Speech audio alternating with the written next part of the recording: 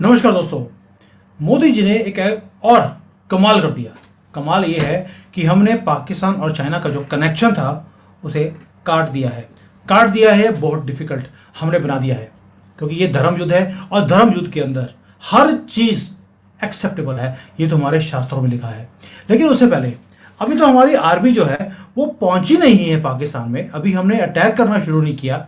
प्रधानमंत्री उनका अस्पताल में है, मुनीर गायब है, सारे जनरल ऑलरेडी भाग चुके हैं, चौकियां खाली हो चुकी हैं और अर्थक्वेक भी आ गया है कल रात पाकिस्तान में। ये हो गया जो वहां पे हालत है। अब हमने क्या किया है? हमने ये किया है कि इनकी एयर स्पेस को बंद कर दिया। तो जो इनकी पाकिस्तान की इंटरनेशनल एयरवेज है वो अब ये सोच रही है कि ये प्लेन को उड़ाकर ये चाइना लेकर कैसे जाएंगे, क्योंकि उसके लिए इन्हें भारत के ऊपर से निकलना पड़ता है। अब इनको कैसे जाना पड़ेगा? यहां से पहले जाएंगे रशिया से पूरा घूमकर जो 4 घंटे की जर्नी थी अब वो 10-12 घंटे में की जाएगी। यानी कि एक और हमने मास्टर स्ट्रोक खेल लिया। लेकिन इस मास्टर स्ट्रोक के ऊपर बात बाद में करेंगे। आपसे एक सिंपल क्वेश्चन है। हमारे पास एक वृंदावन में कृष्ण जी का मंदिर है, बांके बिहारी का मंदिर। ये रहा बांके बिहारी जी का मंदिर। मंदिर के बाहर आपको जानकर हैरानी होगी, मुसलमानों ने दुकानें खोली हुई हैं। जो प्रसाद और जो खाने पीने की दुकानें हैं मुसलमानों की हैं। और वहां पर जब हिंदुओं ने प्रदर्शन किया कि हमें इनका बहिष्कार करना है और इनकी दुकानें बंद करवानी है, तो बांके बिहारी मंदिर के जो ट्रस्टी हैं उन्होंने बोला नहीं, ये दुकानें बंद नहीं होनी चाहिए, ये सारे के सारे उग्रवादी नहीं है।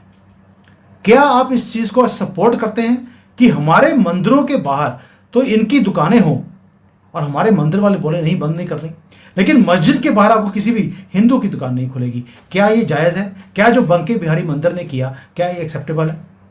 अगर यहां पर हम ये काम नहीं कर सकते, फिर हमें मोदी जी को बोलने का कोई हक नहीं है कि जाकर पाकिस्तान को ठोक दीजिए। जो पाकिस्तान हमारे घर में बैठा है, हम जब उसको ठोकने के लिए हमारे ही लोग सामने आते हैं, वो भी बांके बिहारी मंदिर की ट्रस्टी, कि नहीं उनको कुछ नहीं बोलना, then you have no right to say कि मोदी जी कब युद्ध करोगे, कब लड़ाई करोगे। मोदी जी ने युद्ध करना है, हमें मालूम है, उन्होंने कर भी दिया है। युद्ध भी वो होता है कि यहां पर इलीगल्स को पकड़ के बाहर फेंका जा रहा है, उनकी झुग्गी झोपड़ियां तोड़ी जा रही हैं, उनको डिपोर्ट किया जा रहा है, और पाकिस्तानी है जो यहां पे 40-40 साल से रह रहे थे उनको वापस भेज दिया। जब ये सारे काम हो रहे हैं, उसके बाद हमारे मंदिर वाले ये काम करें। सेक्युलरिज्म का कीड़ा इतना डीप रूटेड है कि आप हटने को तैयार नहीं है। पहली बात तो ये होगी। अब आते हैं पाकिस्तान और चाइना। मोदी जी ने बिना युद्ध लड़े युद्ध जीतना शुरू भी कर दिया है। क्यों? क्योंकि पाकिस्तान हमें ब्लैकमेल करता था हमेशा ही कि हम आपकी एयर स्पेस बंद कर देंगे, हम मोदी जी का प्लेन अपनी जमीन के ऊपर से जाने नहीं देंगे। हमने क्या किया? हमने सिर्फ रिस्पॉन्ड नहीं किया, हमने स्ट्राइक बैक कर दिया।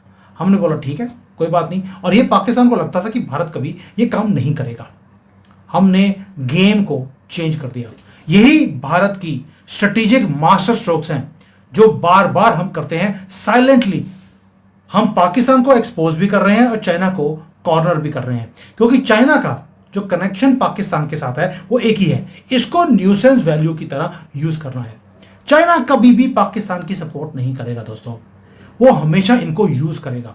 और पाकिस्तान का एक ओल्ड ट्रिक था जो हमारे ऊपर वो यूज करता था कि वो अकेला ही डिसीजन लेता है कि भारत की फ्लाइट्स पाकिस्तान के ऊपर से नहीं निकलेंगी। हमेशा अकेले, कभी हमें इन्फॉर्म नहीं किया, बस अनाउंस कर दिया। इसलिए क्योंकि उसे लगता था कि भाई 2019 हो गया, हमने उसके बाद 2016 में इन्होंने हमारे ऊपर स्ट्राइक्स करे, हमने भी बालाकोट कर दिया। बालाकोट करने के बाद पाकिस्तान ने हमारी एयर स्पेस को 5 महीने तक बंद किया, जिसके कारण भारत को 700 करोड़ का नुकसान हुआ। उन्हें लगता था कि भाई अगर हम ये बंद करेंगे दोबारा से भारत की एयरलाइंस को नुकसान होगा। यानी कि उन्होंने सेम ब्लैकमेल वाली स्ट्रेटेजी दोबारा से हमारे ऊपर अपना दी। लेकिन इस बार भारत रेडी था, हमें मालूम था कि पाकिस्तान ये काम करेगा। हमने भी कर दिया टिट फॉर टैट कि भैया तुम्हारा एयर स्पेस, हमारा एयर स्पेस बंद होगा जैसे तुमने बंद किया है। यानी कि अब हमने बोल दिया कि पाकिस्तानी फ्लाइट्स हमारे कंट्री के ऊपर से नहीं गुजर सकती हैं। ये एक सिर्फ सिंबॉलिक मूव नहीं है दोस्तों, ये है पाकिस्तान को हिट करना where it hits them the maximum. 4 घंटे की फ्लाइट जब 10-12 घंटे में घूम कर जाएगी तो इनकी जो टूटी फूटी इकोनॉमी है, जहां पर तेल के पैसे नहीं है, वहां पर समझ लीजिए इनकी जो ये इंटरनेशनल एयरवेज है वो ऐसे ही उड़ेगी सड़कों के ऊपर। अब वो धरती के ऊपर से जाने की उनके पास पैसे ही नहीं है, तेल भी नहीं है। दोस्तों ये लॉन्गर रूट जो है, यानी कि ज़्यादा तेल खर्चना पड़ेगा, टिकट्स महंगी हो जाएंगी, फ्लाइट्स कैंसिल होंगी, एंड मोस्ट इंपॉर्टेंटली जो इंटरनेशनल क्रेडिबिलिटी है इनकी एयरलाइंस की और कंट्री की, वो भी खत्म होती है। यानी कि अब इंटरनेशनल लोग बोलेंगे कि यार भारत ने अपनी एयर स्पेस बंद करी है, दैट मीन्स ये सेफ एरिया नहीं है, पाकिस्तान में कोई जाएगा नहीं और इनकी एयरलाइंस को भी कोई लेगा नहीं। यानी कि आटे में पानी डाल दिया है अच्छी तरह से। पानी भी हमारा, इनके पास तो पानी भी नहीं है। ये वार्निंग ही नहीं है दोस्तों, ये स्टेटमेंट भी है कि अब हम तुम्हारी कोई भी दादागिरी टॉलरेट नहीं करेंगे। और हमने अपने जो ज्योग्राफी है, कंट्री की पोजीशन है, उसे एक वेपन की तरह हमने यूज किया है। यानी कि हमारा जो जियोपॉलिटिकल लोकेशन है पाकिस्तान के बिल्कुल साथ में, उसे ट्रम्प कार्ड की तरह हमने यूज कर दिया। अब चाइना और पाकिस्तान के बीच में कनेक्शन तोड़ने का सबसे बढ़िया तरीका यही था, क्योंकि कोई भी फ्लाइट जो चाइना जाती है उसको घूम के भारत के ऊपर से निकल कर ही जाना पड़ता था। यानी कि अब पाकिस्तान को या तो सिंगापुर जाना है तो पहले श्रीलंका से घूम के जाएगा सिंगापुर, और सिंगापुर से जाएगा आगे। मिडल ईस्ट जाना है सिर्फ मिडल ईस्ट जा सकते हो, दैट्स इट। अब वो उसके आगे कहीं जा नहीं सकते।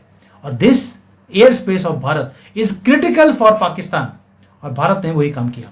अब चाइना से कोई फ्लाइट हथियार लेकर पाकिस्तान आएगी कैसे, क्योंकि सारी की सारी कनेक्टिविटी हमने डिस्टर्ब कर दी। बोथ लैंड के ऊपर तो हमने ब्लॉक किया हुआ इनको चारों तरफ से पाकिस्तान को, सी के अंदर हमने ब्लॉकेज करनी ऑलरेडी शुरू कर दी है। एडवाइजरी जारी हो गई है पाकिस्तान को कि इस एरिया में मत आना, हम एक्सरसाइज कर रहे हैं, थोड़े से बॉम्ब चला के मिसाइल्स की टेस्टिंग कर रहे हैं, तुम इस पानी में मत आना। यानी कि सी में ब्लॉकेज है, लैंड ब्लॉक्ड है, अफगानिस्तान की तरफ से ब्लॉक्ड है, हमारी तरफ से ब्लॉक्ड है, ईरान ने भी ब्लॉक कर दिया। अब हमने एयर में भी इनको ब्लॉक कर दिया है। जस्ट कीप ऑन सीइंग, एक एक कर हर रोज हम ब्लॉकेज कर रहे हैं। और जो मैंने पहले बोला था, पानी बंद कर दिया, अब तेल बंद करेंगे, तेल पानी बंद हो गया, जो कंट्री है वो तबाह होगी। और ये और इंटरेस्टिंग होगा, ये स्ट्राइक है सीपैक के ऊपर दोस्तों। वही सीपैक जो पाकिस्तान का और चाइना का एक ड्रीम प्रोजेक्ट था। बहुत साल इन्होंने भारत को दिखाया, देखिए हमारा सीपैक $50 बिलियन चाइना लगा रहा है, हमारे यहां पर दूध की नदियां बहने लगेंगी। हमने नदी ही सुखा दी। हमने हमेशा बोला पाकिस्तान को और चाइना को, ये हमारा एरिया है, पाकिस्तान ऑक्युपाइड कश्मीर, इसके अंदर आप इनलीगली ये पुल बना रहे हैं, ये प्रोजेक्ट्स लगा रहे हैं, अब मत कीजिए। और हमने जो प्रोटेस्ट भी किया, सब कुछ किया, लेकिन इन्होंने नहीं सुनी। अब हमने क्या किया, इनका जो एयर रूट है उसको रिस्ट्रिक्ट करने के बाद बॉर्डर को टाइट कर दिया, डिप्लोमेटिकली पाकिस्तान को आइसोलेट कर दिया, और सीपैक को साइलेंटली हमने सैबोटाइज कर दिया। अब चाइना रोड तो बना सकता है, लेकिन एयर कॉरिडोर कैसे बनाएगा, वीजा कैसे देगा, बल्कि ये सारे के सारे जो ट्रेड लिंक्स थे पाकिस्तान के साथ, जो फ्लाइटें भर भर कर इन्होंने ग्वादर में भी एयरपोर्ट बनाया था, सारा ब्लॉक हो गया।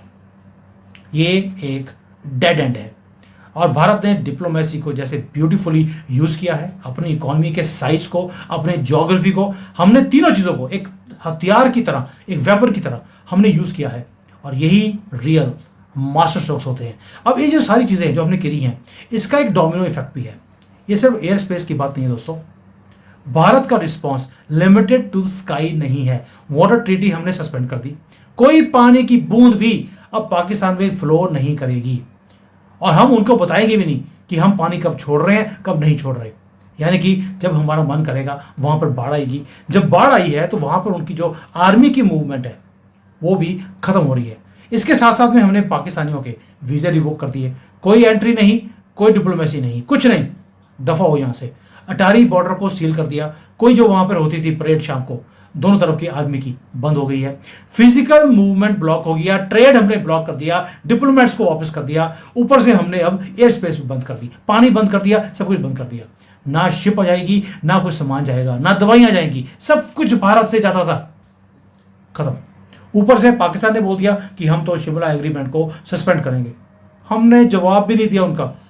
शिमला एग्रीमेंट, कौन सा शिमला एग्रीमेंट, वो तो इंदिरा गांधी ने तुम्हारी फेवर के लिए किया था, हम तो मानते नहीं है। अगर तुम वो करेंगे तो हम 1947 का जो यूनाइटेड नेशंस का जो करार हुआ था, हम वो भी खत्म करते हैं।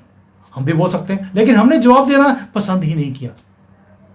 क्यों? क्योंकि जो शिमला एग्रीमेंट है वो कभी पाकिस्तान ने फॉलो किया ही नहीं था।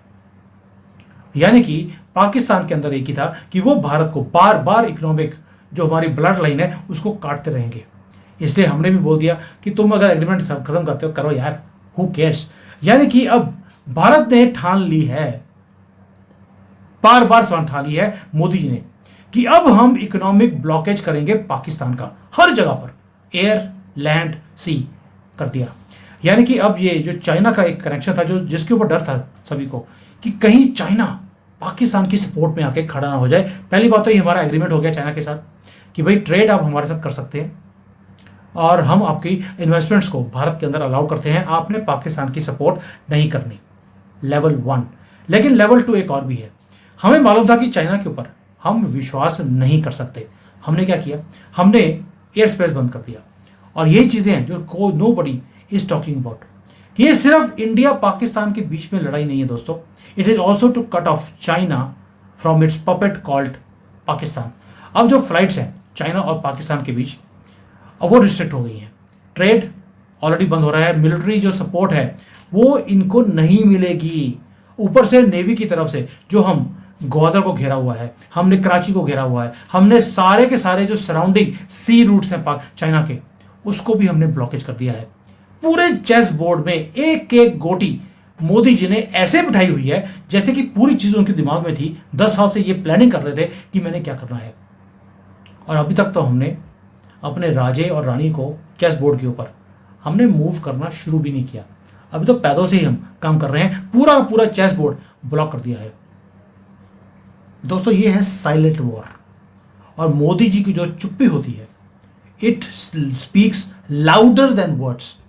अब वो दिन दूर चले गए जब हम यूनाइटेड नेशंस में जाके बोलते थे कि हम प्रोटेस्ट करते हैं, या हम एक ट्वीट करते थे हम बहुत कड़ी निंदा करते हैं। ये है नया भारत। हम ट्वीट भी नहीं करते, साइलेंटली शार्प स्ट्रेटेजिक मूव्स, एक एक चीज पाकिस्तान को परेशान कर रही है। आप सोच कर देखिए उनके अंदर वो क्या रहा है। हम तो वार्निंग जो साइंस हैं वो भी देते नहीं है, सीधा टेक एक्शन, कोई इंफॉर्मेशन नहीं कि हम क्या करने वाले हैं। इसीलिए Modi ji is the biggest unpredictable guy in this world, ये मेरा अपना मानना है। मंजरी जी बोलती हैं कि भाई आप अगर उसको प्रॉपरली फॉलो करेंगे तो आपको हर चीज पहले पता लग जाएगी, पर मेरा मानना है मोदी जी को प्रेडिक्ट करना बहुत मुश्किल है। कौन सा सीएम बनने वाला है, कब डिमोनेटाइजेशन आएगा, कब सर्जिकल स्ट्राइक होगी, हमें पता ही नहीं लगता। बट एक बात क्लियर है, लक्ष्य बड़ा है और मंजिल बहुत ज़्यादा विशाल।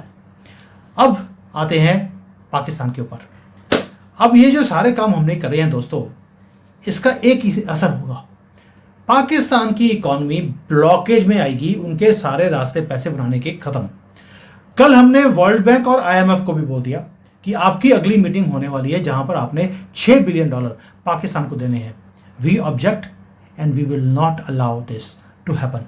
और आपको मालूम है कि अमेरिका के आशीर्वाद के बिना ये काम नहीं हो सकता। मुर्मू जी की जो विजिट्स थी हिमाचल में और इस एरिया में कैंसिल है, मोदी जी के फॉरेन ट्रिप्स थे रशिया में कैंसल्ड हैं। आप समझ सकते हैं हमारी पूरी की पूरी मशीनरी भारत में है और पाकिस्तान की पूरी मशीनरी देश छोड़कर भाग चुकी है। तो आप समझ सकते हैं कि उनको मालूम है कि ठुकने वाले हैं और हमें मालूम है कि हमने ठोकना है, और ठोकना भी ऐसे है कि इस तरह से ठोका जाएगा पाकिस्तान, याद रखेगा। इकोनॉमिक बहिष्कार है इनका, इनको आइसोलेट किया हुआ है डिप्लोमेटिकली, ऑलरेडी कोई भी इनकी बात सुन नहीं रहा। यानी कि भारत ने एक बार चीज बोल दी, आपकी तरफ से उग्रवाद या आपके थ्रेट्स हम एक्सेप्ट ही नहीं करेंगे। अब हम रिस्पॉन्ड करेंगे विदाउट नॉइस, लेकिन इंपैक्ट इतना ज्यादा होगा कि इनको रात को नींद नहीं आ रही है। दोस्तों जब आप सारी चीजें देखते हैं, क्या आप प्राउड नहीं फील करते कि जो मोदी जी कर रहे हैं एक ऐसा टफ स्टैंड जो पाकिस्तान ने और इनके जो सरबराह हैं उन्होंने कभी सोचा ही नहीं था कि ऐसा भी कभी भारत की सरकार कर सकती है। भाई हमारे 4 युद्ध हो गए, हमने कभी इनके एयर स्पेस, इनका पानी कभी बंद किया ही नहीं।